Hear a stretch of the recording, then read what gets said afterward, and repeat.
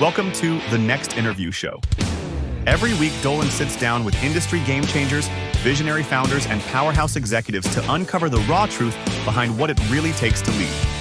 On this week's show, as leaders, I believe we have the responsibility and really, I see it as an obligation to help the people we lead become their their highest potential self. How can they improve their lives? How can they be there for their family? How can they be there for everybody they interact with their community? When we can help them become more present and more capable and more giving and loving, then we've done our job as leaders. This episode is sponsored by The Power of You, a weekly leadership deep dive brought to you by Blaine Bartlett and me. For information on how to subscribe and gain access to our library of content, visit thenextinterview.com or click the link in the show notes. Now let's get to the next interview. Well, welcome to the Next Interview Show podcast. And as the announcer mentioned, coming through the door, I'm Dolan. I'm the host. And today, I'm really looking forward. My guest today is Randy Lyman. And Randy is the author of a book called The Third Element. And there's a longer piece to the title, and we'll get to the other pieces to the title here in a little bit. But I'm really looking forward to this conversation today. This is the topics that are near and dear to my thinking and my heart. And so I'm looking forward to learning from you today, Randy. So just starting off with this, I just want to always start with just a little bit of gratitude. There's 1,000 other places you could be, and you're going to spend a half hour, 40 minutes with me. So I'm grateful for you taking time to just come hang out and have a conversation. Thanks for being here. Well, you're welcome, Dolan. Good to be here with you because there's 1,000 other people you could have on your podcast. So I'm honored to be part of this. Thank you. Yeah, Haley was insistent. You got to talk to Randy. So for those that the audience hasn't met you, and this is their first exposure, and we'll take them into some conversation. Let's just take a couple of minutes and do an introduction kind of on who you are and your journey. I think you've got a really interesting journey to share with people about where you started and kind of where you are today.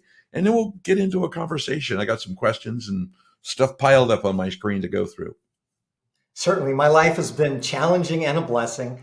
35 years ago, at the age of 28, I was a left brain physicist, engineer, business person.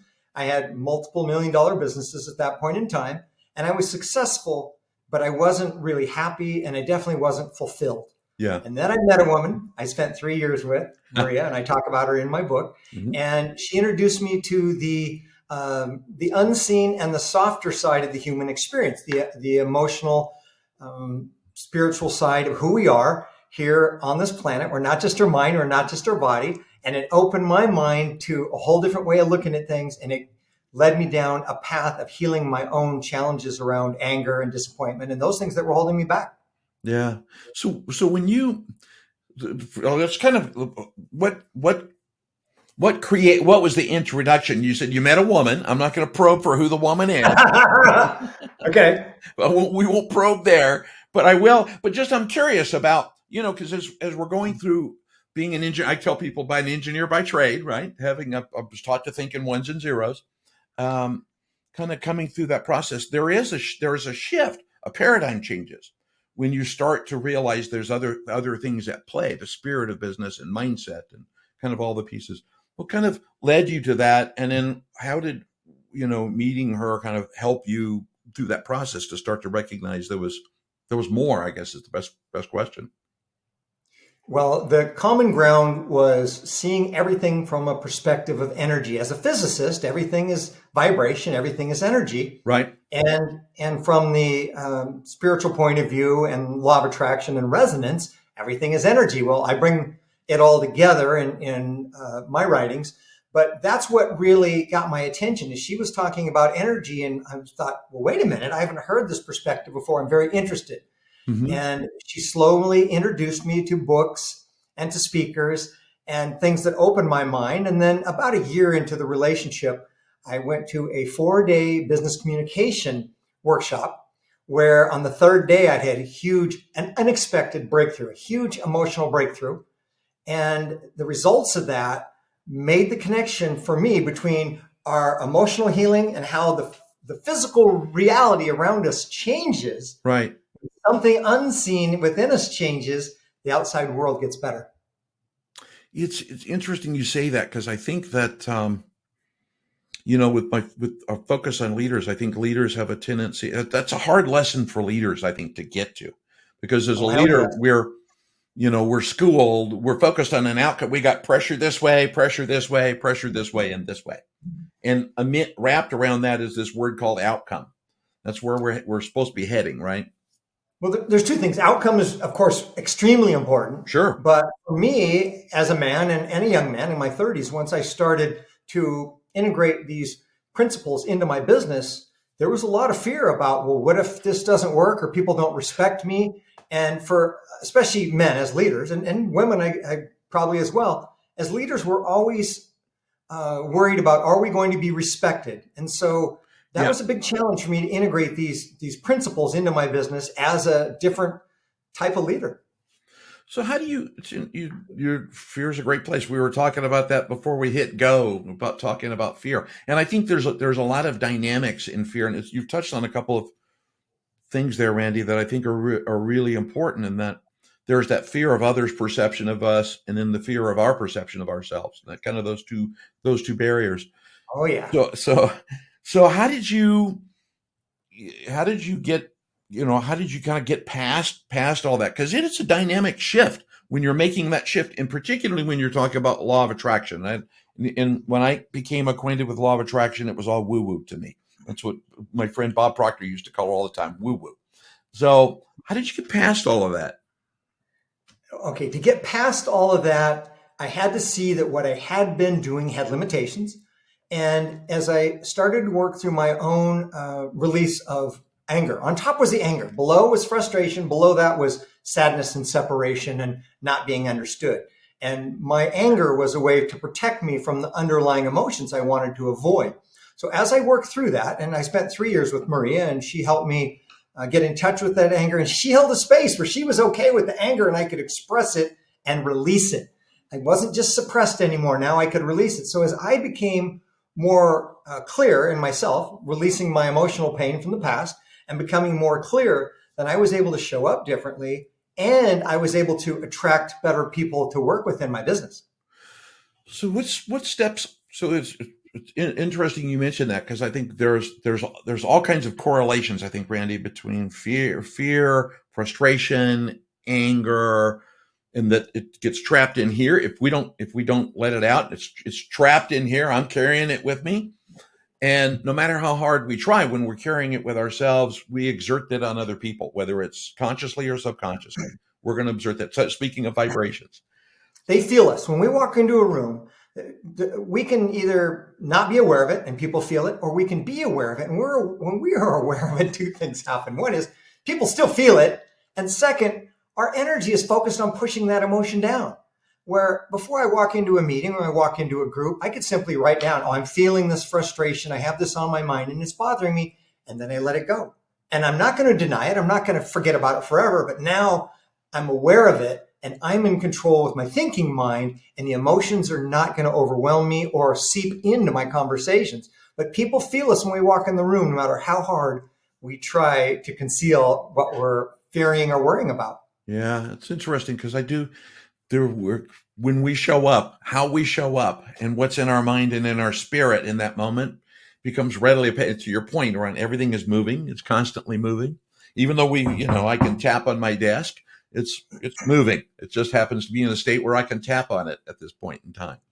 So when you're kind of in that spot, how do you, because you coach, you work with people, you've written a book about it, and we'll kind of get into it here in a little bit. But how do you help people kind of foster that? There's two sets of intelligence. There's, when we talk in my mind around emotional intelligence, and I'd love to hear your thinking on it. There is the emotional intelligence that I recognize myself. I have to recognize my own, and then I recognize others. And so how do you, when you're fostering that recognition with a leadership, how do you kind of help them into that dynamic? Because it's not, when most leaderships are taught, it's strategy, tactics, plan, go, right? Get to that number. And it doesn't involve emotional intelligence and self-awareness. And how do you begin to help people incorporate that? How do you foster that in people? in business, numbers are really what's most important. But what drives the numbers are people. Numbers don't drive the people. People drive the numbers. And so as leaders, if we can find a way to help people, if we can show up in a way that's genuine and people feel that we're on their side and we're going to help them win and we care about them and we're going to do this as a team. And it takes the right team. You can't do this with just anybody. It has to be people who work well together or have the potential to work well together. Now, suddenly they say, wow, Randy's on my side. He recognizes me when I do a good job. I'm going to do a good job. And then you teach people how to work with each other. You teach people how to disagree with each other in a way that is productive. And we foster an environment of the leader being of service. And here's the kicker that people's like, well, I don't want to do this. The leader being vulnerable. So when I can show up and I'm strong enough and I'm centered enough that I can admit my faults. Yeah. I can say I don't know and I can ask for help. And when I do that from a place of calm and confidence, which only comes after personal growth, when I can do that from a place of calm and confidence and people look at me and say, wow, this guy's real. He's authentic.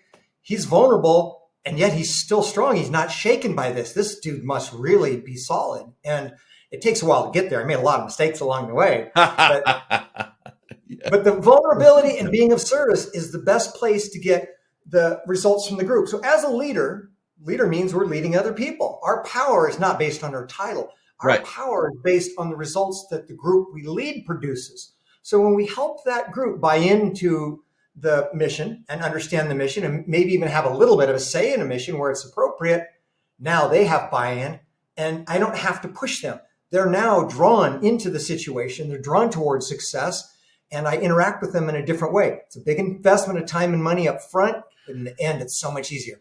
Yeah, it's interesting. There's about 15 different things to unpack in that statement. For those leaders listening to this, I would suggest on whatever you're listening to this on, hit the rewind button and go back about 60 seconds and listen to that whole statement again. That's an important statement because you were going. I write stuff down as we go. As we were talking earlier about if I'm not taking a note or two, I'm not learning. But one of the things, there's a couple of things that you said in there that I want to go back and just touch on a little bit, Randy, because I think it's really important. The very first thing is, as a leader, is to be vulnerable and to admit that you don't know. One of the things that I talk about sometimes when I go out and speak is the 5 lies. One of the lies I talk about is leaders have this, we're taught that if you don't know, don't tell people, because then if you tell people you don't know, it's shown as you can believe it's a lack of confidence, and it's exactly the opposite. That's true. Yeah, I agree. And if you can bleep me if you need to, but you're right, it's bullshit. No, we're good. We're close to, sometimes I get a little past PG-13, but that's pretty good. I won't go any farther than that. No, I think it's great. I don't do Gary V kind of podcast where we're counting F-bombs by the minute, but we do. I like those kind of comments. But I do think that's really important. That's an important part for leaders, is to be comfortable with the vulnerability, because candidly, you're not going to ever know it all. And a lot of times the leaders just need to be in a position where they get over it. Just get over it. And I'm not wanting to add 16 on top of 15 please, to make it more complicated, but I think number 16 here is really important, which is people see us the way we see ourselves, and people only judge us when we judge ourselves. So if we become comfortable with who we are and how we show up, and comfortable with the things we do and comfortable with the things we say, and people around us are comfortable with who we are. Yeah, I love that. There was an old Bob Proctorism that he used to say all the time, that he would remind me of, what other people think about you is none of your business. So it's kind of like, and it really is how we perceive ourselves. I love, there's the statement, I am, right? That carries a lot of weight inside of that. You also talked about 2 things. The first is, when you're in the process of an organization where, emotional intelligence and kind of the intelligence involved around all of that is kind of coming to light, 2 things occur. And the 2 words you used, one was conflict and one was change. And a lot of leaders, I think, have a tendency, they do conflict avoidance. Not me. So So I what thought, I I say, kind of figured, that's why I figured, let's talk about that a little bit. I learned this 25 years ago. If we have two people that disagree, then I speak with each one individually, and I help them understand what about this situation is logistics, and what about this situation is a personality conflict, Yeah. and then what about that personality conflict can that person own? I do that with each of the two people, and then we set the ground rules, and we bring those two people together, and we tell them it's going to be an hour, but we set aside 2 hours in case we need it. And then Sure. then the rules are each person expresses, when you do this, this is what it means to me, or this is how I feel. And the mediator has to be good at keeping people on point, keeping it neutral, no attacking. And what people learn is I was able to express how I disagree with this person, and this person still likes me and approves of me, and we work through this together. And out of the many, many mediations I've done, only one failed because one person wasn't willing to change. But what happens is Interesting. now these people, they bond and they say, wow, I expressed my worst fears to this person about what I thought of them or their activities and their behaviors, really not their personality of the person. And now they still accept me. And suddenly people learn, when you do that enough with enough people in the group, they learn to now work things out on their own without the conflict. Yeah, I love that. That's a very good thing. One of my favorite things is being the grandson of a redneck, and redneck at heart myself, is until you come and tell me I'm short and overweight, whatever you tell me is going to be fine. So just if you tell me I'm short and overweight, I'm probably going to come for you. That's a different thing.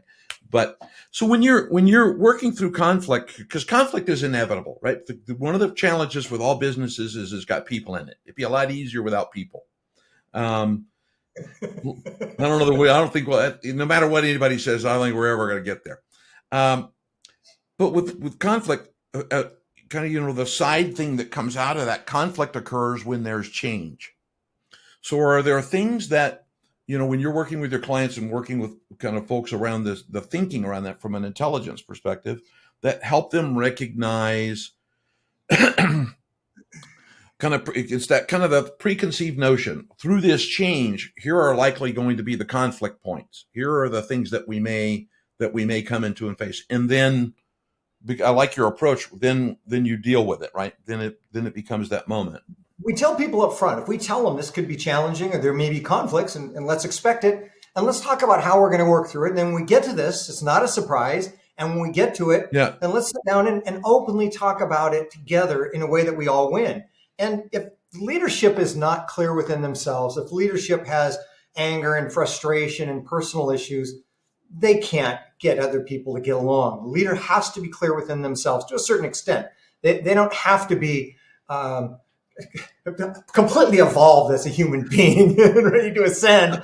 They need to be aware of their own shortcomings. They need to be aware of their own emotions, and they need to be clear enough to help other people see things from a mental perspective while being aware of their emotions that come up. We can't separate the emotions out. That's what leaders try and do. But if we can say in an aside, you got two people, take one of them aside and say, it appears to me that you've got some frustration here. And we don't ever make accusations or make statements. We ask questions. Sure. When I ask questions, what are you thinking? What are you feeling? What's this remind you of? Then that person becomes aware they have emotional charge. Now, when we go look at the operational challenge or the relationship challenge, and that person's aware of their own emotional charge, they see things differently. And this takes time. Again, this is an investment. Yeah. But my God, it's so worth it because, as I said earlier, the people drive the numbers. The numbers do not drive the people. Right. Yeah, I love that. There are no numbers without people. So it just won't happen no matter how hard you try. So when you're going through that process, one of the things I think that, and you talked about this, there's just in passing, when you talked about leaders being evolved or people being evolved, and everybody is, a friend of mine calls it seasonality. We're at seasons in our life, right? There's places in our life where we're ready to talk about, being a spirit, having a human experience, all the things that we think about. How do you, first of all, two-part question. How do you recognize when authenticity it can be a challenge? Because there are those who claim to be ready to step in and who actually aren't gonna, or we'll do it in a Blame. inconsistent. In one word, blame. Yeah. There you go. So how do you recognize that? How do you court those people into the process, or do you go around them, through them, over them, under them? What happens when that occurs? Because authenticity is hard to fake.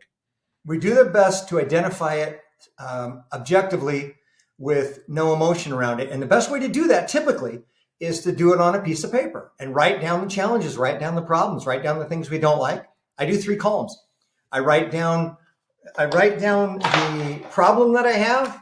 Yeah. I write down the logical solution, and then I write down, well, what are the underlying irritations, meaning feelings? What are the underlying irritations? Sure. What are the challenges I see with regards to, yeah, this is a solution, but this person. And as soon as I get but this person or that person, that's the gold. That's really where we can help that person look at things differently. Because emotional intelligence, when I first saw it come out years ago, my interpretation was people were trying to say, well, we need to be aware of our emotions and be in control of our emotions. Sure. And my response is, we need to be aware of our emotions and we need to become fluid in our emotions. That might mean we need to control them for the moment, but we can't continue to push them down. Emotions are bigger than time and space. They don't know time.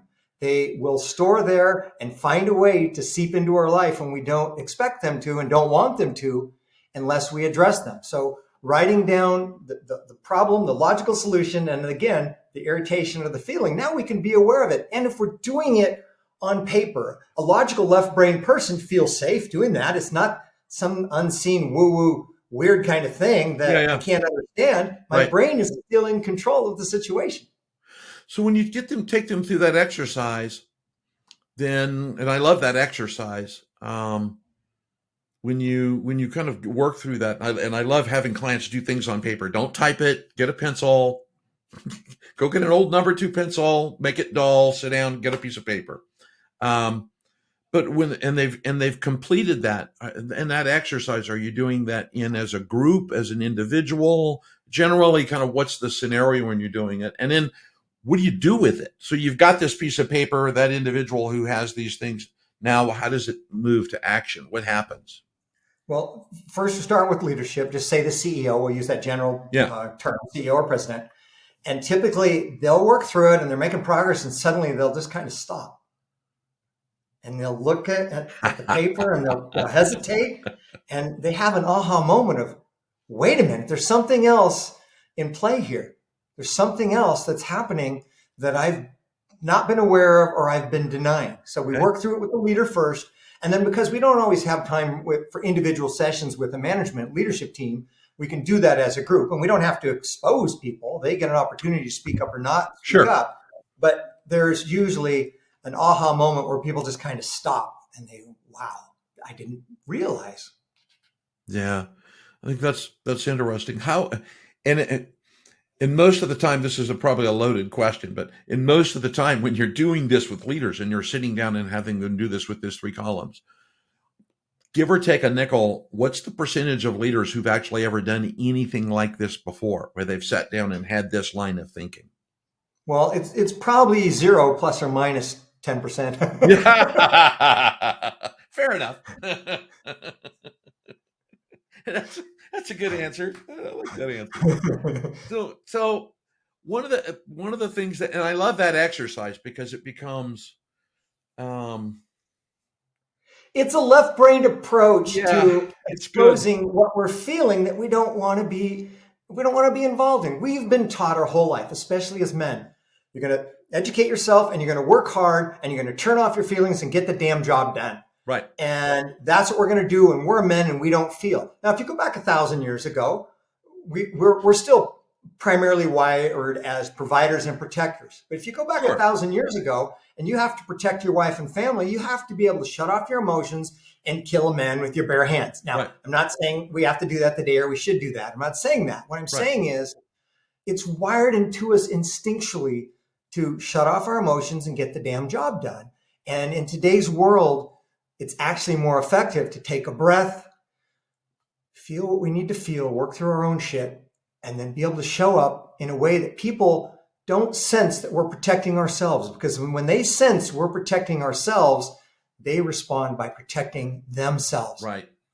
Yeah, it's interesting. So as you were talking about that, so we're in this weird space in the world now with business, right? Where we have multiple generations in the workforce, and each generation, to your point, kind of as we're all wired, kind of growing up, right?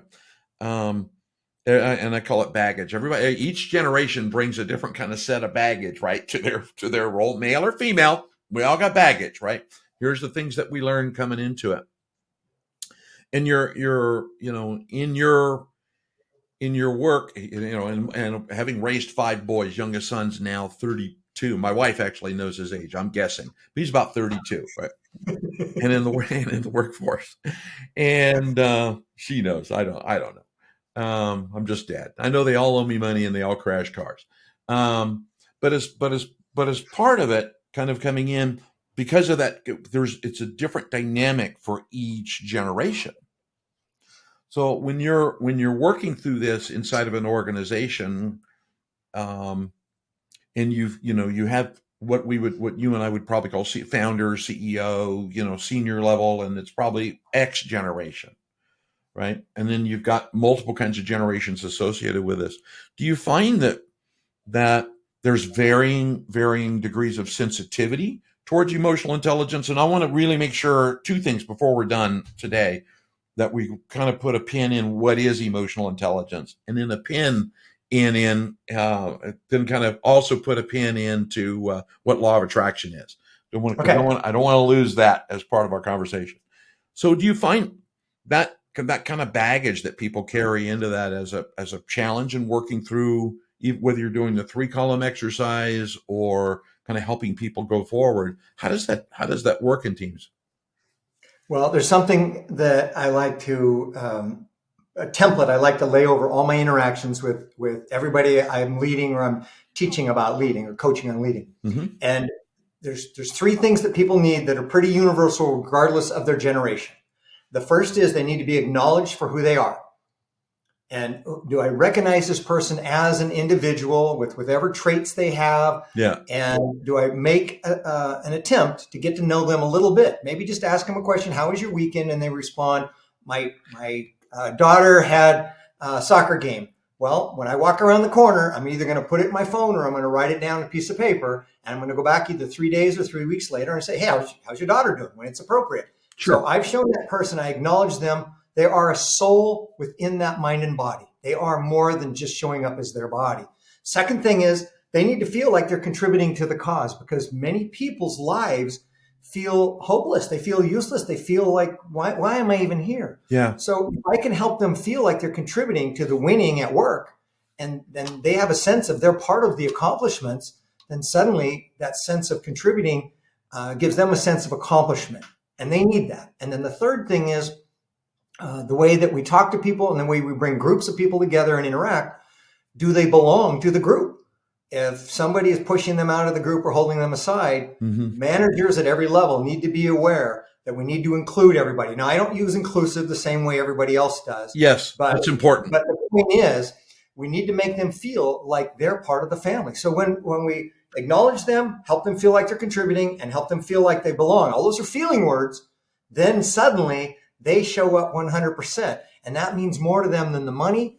And another thing, 2 other things we can do is listening, which is a longer conversation, listening without getting ready to just respond. And the other one is praise. Even if I have to, if it's a stretch to find something to praise somebody for because they're doing a shitty job, then I'm going to find something to praise them for. And now suddenly they're not just going to go, okay, I'm doing good enough and coast. They're going to light up inside, and now they're going to do everything they can to receive more praise from me. So I have to be genuine. But these little changes in my behavior change the dynamics of the group. So I took what was very successful businesses in 1989, and I built them to 30 and 40 times what they were over the following years by addressing people as spiritual beings who all have their own challenges and their own baggage, and they want to do the best they can. And it was up to me as a leader to help them find the best within themselves. Yeah. I love that. And I think there's a lot, again, if you're listening for those listening to the podcast, not that if people are listening, but for those listening, Go back and listen to that, because I do think it's funny, because one of my gentlemen I do a lot of co-teaching with and co-mentoring in masterminds and other kinds of stuff works with multi-generational clients, and that's a challenge. If you don't do those things, it's easy for those clients and for those for organizations to use, well, it's just another, it's a Gen Z key, he'll never understand. It's easy to be dismissive, or vice versa. It's some old guy with white hair and a white goatee, and there's no way he'll understand because he's way older than I am. So, well, go ahead. You're going to say something. I've never met anybody who, when I tell them you're doing a great job, I'm glad you're here, thank you for being you, I've never heard any generation react negatively to that. Yeah, and that's a great point, because it is that thing I believe we all need to feel valued, and that value means that we contribute. When I come home at the end of the day and my wife asks me, how was your day and what did you do? I love to be able to talk about things of value. Here are the things that I did, whether I moved it, whether there's money, as she likes the fact that money is associated with it sometimes. Funny how that works out. But the fact that something of value occurred and I feel like I moved a needle, or I made a change, or I was recognized for something, those things matter to people. So I love the structure that you have in there, and the caution around the word inclusive, because we do hear a lot of words, right? We hear about equity and inclusive, and they can be misconstrued, I think, in the interpretation around what you're trying to do, which is really to include somebody in a group, not be included. Yes, exactly. Include them in the group, acknowledge them for who they are. They're there participating. If they don't have something to add, they shouldn't be there, but they're there because they're either adding value or they have the potential to add value. Yeah. And when we include them and we ask their thoughts, and yeah, you laugh at the potential part, and we ask their thoughts and opinions, and we actually listen. Now, we don't have to follow the advice they give us, but if we acknowledge it and say, wow, that's an interesting thing I never thought about before, I'm going to really consider that, thank you, then people are heard. When they feel heard, it makes a difference. But we as leaders have to take a moment and actually hear what they have to say. We don't have to do what they're suggesting, but I'm telling you, it makes a big difference to listen. I think it's brilliant, if you don't mind me using that word with you.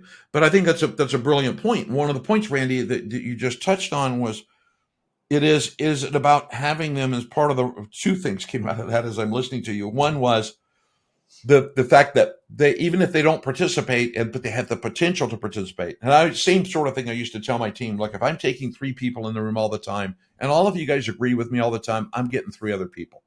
That's just how it's going to go, because somebody's got to challenge me. I am not right. So trust me.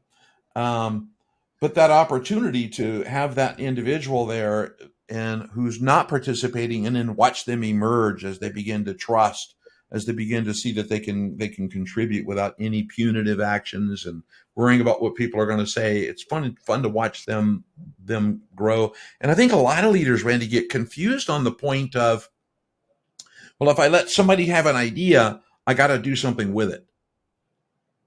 Because if I don't do something with their idea, I don't want to go too far into this because we've already talked a lot. Yeah. But I had a situation many years ago. A guy named Robert, he disagreed with everything, and he came up with this idea: what if we work 6 days a week? It'd be better for our customers, etc. So I repeated back, yeah, we could work 6 days a week, but for this reason, it doesn't work. But thank you for sharing, Robert. And he said, okay. And the way he said okay, I said, wait a minute. You usually don't say okay, and you said it in a way that was different than you usually respond. He says, because I could tell you actually listened to me. Wow. And I was like, holy cow, I disagreed with this guy, but because I acknowledged him and I listened carefully and he knew I understood him, suddenly he was okay with me disagreeing, and he felt better because I listened to him even though I disagreed. Yeah, because you actually heard him. That's awesome. That's a great story. So 2 things that I mentioned to you, we try to go a half hour. We're not there yet. So okay. So 2 things, and then if you have a few more minutes, and then we'll wrap up our conversation together today. Or 3 things. The very first thing is, we've bantered about the word emotional intelligence without really talking about what the hell what is it? If you don't mind me throwing my adjective. So being aware of that we have an emotional component to being. Everything fits into one of three categories, or I call 3 elements. Our thoughts is one, our body and the physical world around us is the second, in no particular order, and the third one is our emotions. And if we become aware of our emotions and we're bold enough to embrace them in some way and dive into them to try and become more aware and not deny them, then that's the first step. In my book, The Third Element, which I'm plugging right now, in my book, I explain how it's worthwhile to work through our emotions. And I give in chapter 7, 14 different exercises that are simple and easy to work through our emotions to become more clear. So first of all, it's acknowledgement, and then it's education and educating ourselves and taking a little action to become fluid in our emotions. It's not about just shutting off our emotions. For God's sakes, it won't do it. So for me, it's about education, awareness, and eventually fluidity. Now, I'm not saying we make decisions based on emotions. I'm not saying we use emotions to manipulate people. Sure. I'm just saying that we need to be aware because we are human. We are spiritual beings on a human path. And in order to feel good and be happy and joyous and enjoy time with our family, we need to feel. And when we open up that space of feeling, we have some negative come through also. So I give a lot of guidance on that, and it takes time and practice, but it's worth it. That's beautiful. You remind me of my friend, Mary Morrissey. I don't know if you're familiar with that name or not, but that's a thing that we've talked many times about, being a spiritual being having a human experience. So I will do a shameless plug for your book, and there it is, right here on my Kindle, right here, which I've cracked open. I'm about 9 pages in, and there it. Perfect, awesome. But one of the things in the title, Randy, and I know we won't have a lot of time today, but I do want to briefly touch on it because the title is The Third Element, the Missing Key to Activating the Law of Attraction. And we talked a little bit about emotional intelligence. I'd want to just take a minute and let's talk a little bit about law of attraction, because there are many misnomers about what law of attraction can mean. So I'm curious about your thinking around law of attraction. Okay, well, I'm going to tell you something I haven't said before, which is that subtitle is a lie. The law of attraction is always activated. It's really about harnessing the law of attraction. There you go. It's really about harnessing it. So and I explain this in the book, clear down to the subatomic level in a way that's fun and easy to understand. And our reality is being co-created for us every moment of every day by the law of attraction, responding to our thoughts, our actions, and our emotions. Sure. And we can be in control of our thoughts, take some time and effort. We can be in control of our body, how we treat it and how we treat the world around us. Yeah. But nobody's really talked so much before about the importance of emotions, and the law of attraction is obligated to remind us of our old emotions. And it does that through real-time irritations. So when something in the outside world irritates us, it's an indicator of something internal work we have the opportunity to do. And so we can't shut off the law of attraction, and we don't need to. It actually is here to serve us. There's only 2 rules in God's universe. Love wins. When we respond to any situation from a place of love, or at least not fear, we can find long-term solutions. Yeah. Fear never gives long-term solutions. And the second rule is, it's a little more complicated, but there's no judgment. There's no expectations. There's just the law of attraction. What we do is reflected back to us. And there's no more rules. That's it. That's life. Yeah. I love that. There's another podcast episode in there where we're just going to come back and talk about law of attraction.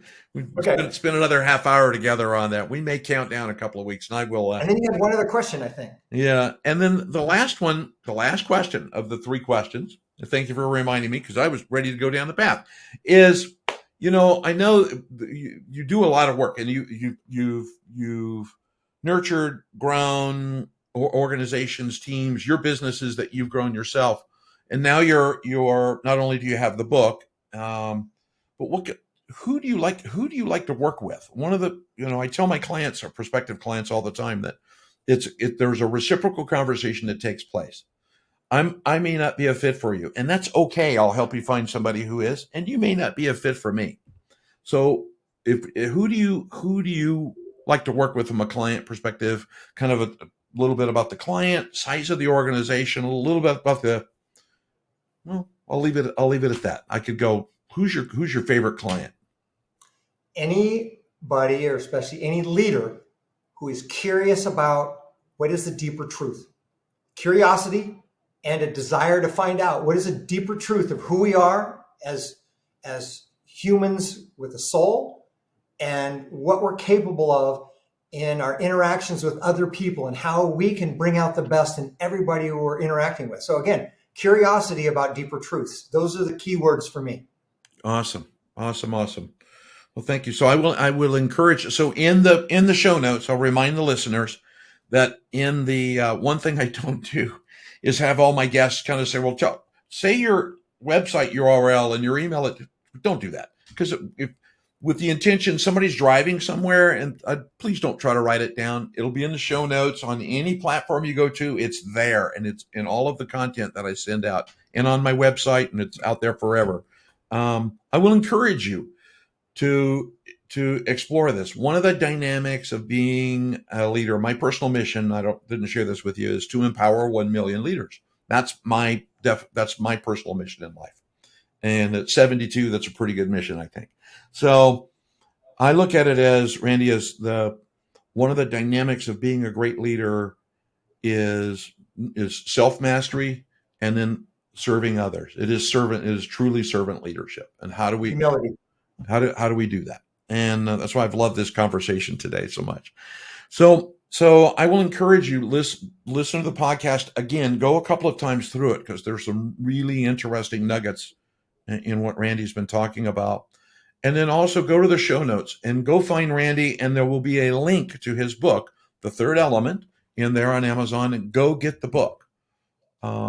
Do take the time. There's a difference between reading and studying. Reading is I'm going to skim it, I'm going to walk away. I read 1 book a month. I study 2 or 3 books a year. So take time to go read it, study it, take away from it, because developing the skills that Randy's talking about here are critically important to leading a successful organization that succeeds at a level so that you can help other people. And that's really what you're looking for. As leaders, I believe we have the responsibility, and really I see it as an obligation, to help the people we lead become their their highest potential self.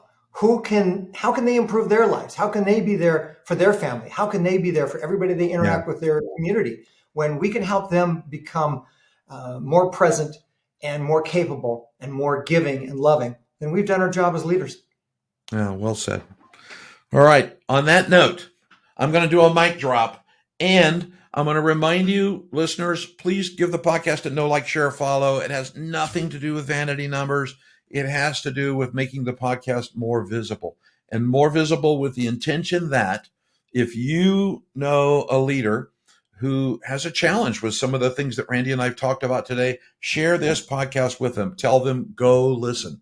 And in the notes, you'll see points in time in there that talk about at what point in the podcast Randy and I talked about a topic. That's all great. But share the podcast with them, encourage them to go listen, and join me in that mission to empower 1 million leaders. I can't do it by myself, but I can do it if we do it together. So on that note, I'll close with gratitude, and thank you, Randy, for being here. This is I've enjoyed the conversation. It's a great conversation. You're welcome, Dolan. It's been a lot of fun. All right. I'll see everybody on the next episode, the next interview show podcast. Thanks. Thanks for tuning in to the Next Interview Show.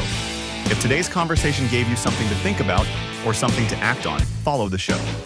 And share this episode with a leader you know who's ready to step up, because empowered leadership isn't a solo sport.